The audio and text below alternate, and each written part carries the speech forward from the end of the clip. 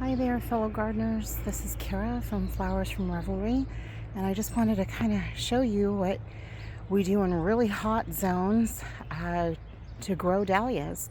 So I am in Sacramento Zone 9B, and we are a Mediterranean climate, so we have long wet winters and extremely hot dry summers, long dry summers.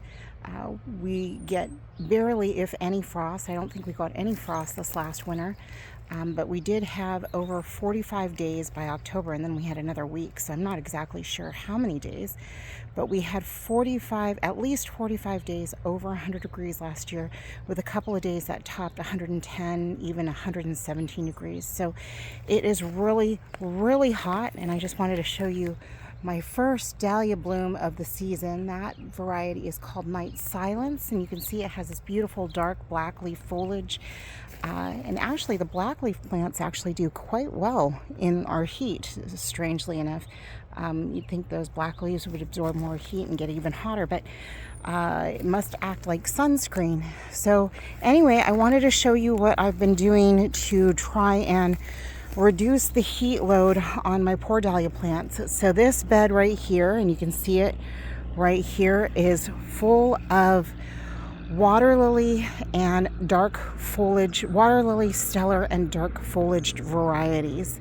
So I have Karma Chalk and Shadow Cat and Salish Twilight Girl and Night Silence and just a whole bunch more, Rivers Crystal, and anyway, a whole bunch. I think I have 49 plants in this bed.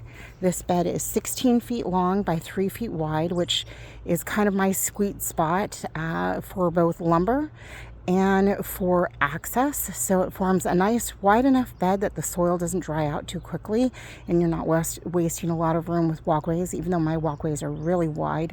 And it allows me to reach both sides or even step over the bed if I really need to.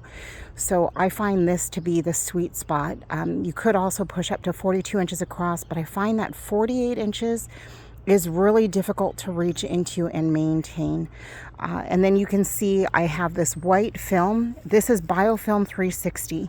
So it is a biodegradable film that has a white side and a black side to it, and you can see I have the white side up because I'm really trying not only to have happy plants but really great tuber production, because I'm hoping to sell tubers to you guys in the fall and spring. So also, sell regionally and share regionally with my fellow dahlia farmers. So one of the biggest goals is to keep the soil as cool and moist as possible for the best tuber production. And I have my plants essentially spaced 12 inches apart on center. They're staggered, so you can see I've got some AC Highway 61, which were donated tubers, but they're just kind of puttering along. I'm not quite sure what's going on. I'm going to try to cool them down a little bit more. And then I have Duet in the center, and these plants are staggered. So you can see here, and then here, and then here, and here. So they're staggered 12 inches apart on center. And then I have these drip lines. So they are 1/4 inch spaghetti drip lines with built-in drip emitters every 6 inches.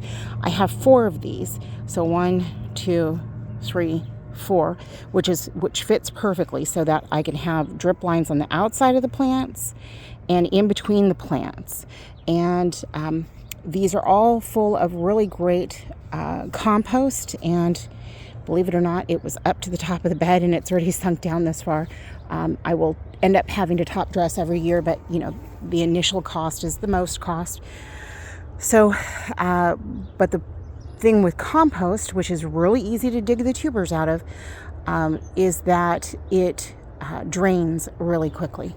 So it holds moisture really well, but it also drains really, really quickly. So it absorbs very quickly. So if you have your drip emitters spaced too far apart, like 12 inches, then you will get a lot of areas that don't receive any moisture. So I have them 6 inches apart, and the whole entire bed gets gets watered evenly across a space. You don't have dry spots in any of this bed.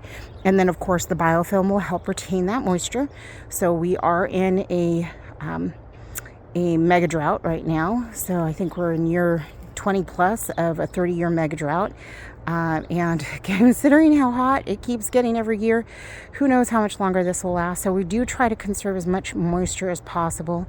And so this film will help keep down evaporation as well as shade the soil and keep the roots as cool as possible. It's still pretty warm under this film, but it's not nearly as warm as if it was dark brown soil absorbing all that heat, which is what all these poor grow bags.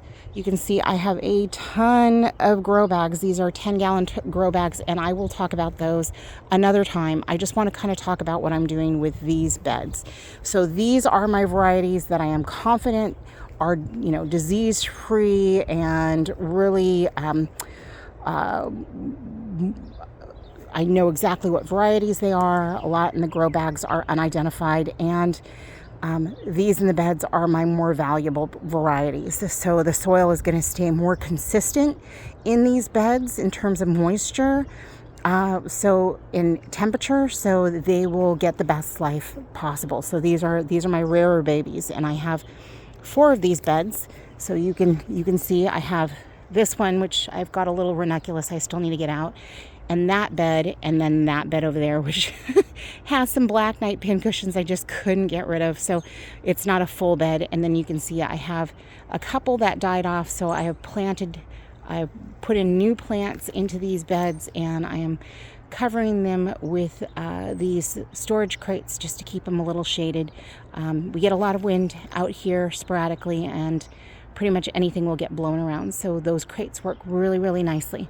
But let me talk about these hoops that my husband is building currently. Now, we have done these on our veg bed area, which is in another section of the backyard. And he did this when I wanted to plant tomatoes really early, and we were having some really weird late spring cold snaps. So he has set up these hoops so that I can shade these plants. And I have shade cloth coming, 50% shade cloth coming. It is 10 feet wide, 100-foot long roll, and I am going to cut that in half. It is supposed to not fray. We will see, fingers crossed. And then I will clip it to these hoops. So you can see where these hoops are marked. And we will be putting a PVC along the top. Originally, we were going to put another four-way bracket, but the bending is just a little too tight. So we're just going to strap a PVC pipe to the top of these and then overlay the entire piece with 50% shade cloth. Now, in Sacramento, there's been a lot of debate with my fellow Sacramento dahlia farmers on what level of shade cloth to use. I'm getting 50% because it was the least expensive in the range that I wanted for that length of roll. But I have others who are saying 40%, and I have others that are saying up to 70%. So I'm kind of spanning the difference with 50%. I didn't use shade cloth last year, and my dahlias really puttered along until the weather got cooler and fall. So we're really hoping to prevent that. But you can see what we're doing here is we have these braces here along the side, and they're set 24, this brace right here is set 24 inches above ground, and I will be running twine through those braces to support the dahlias.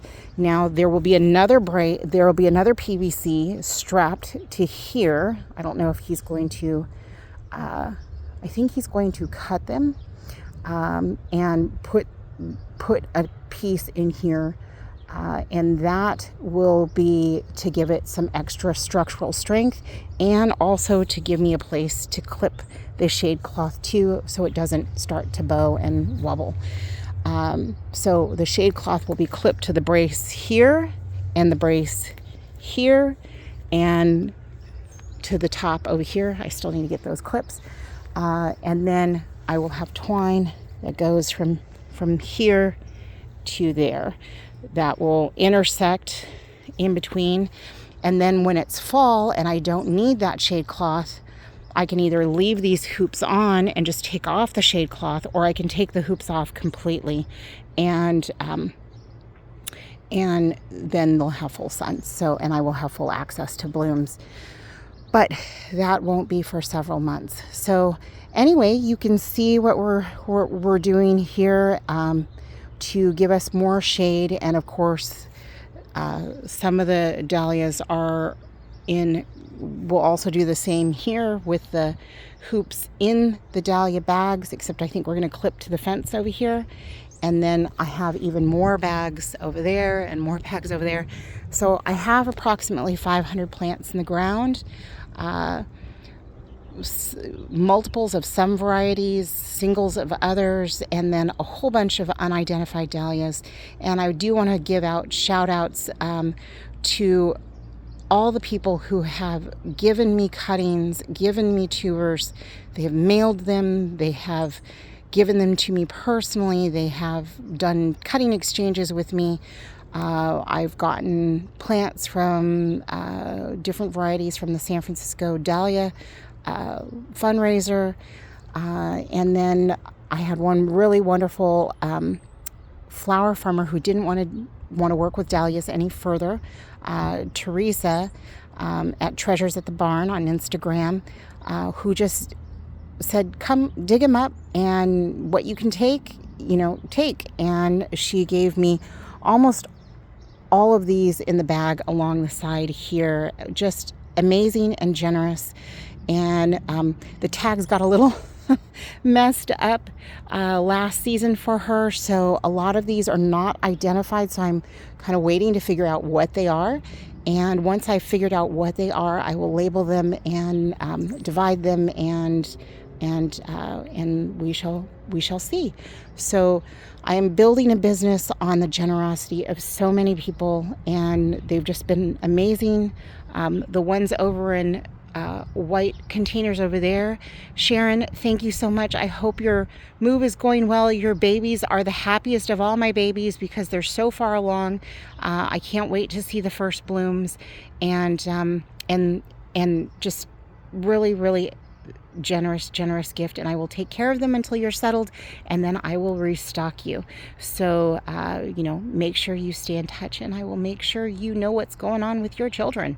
So anyway, happy gardening, everyone. I will talk about what I'm doing with these crazy grow bags at another video, but I just wanted to share with you how we are attempting to survive the heat, because if I remember correctly, we're going to be heading up into the upper 90s in the next couple days. So we are scrambling to get these babies shaded.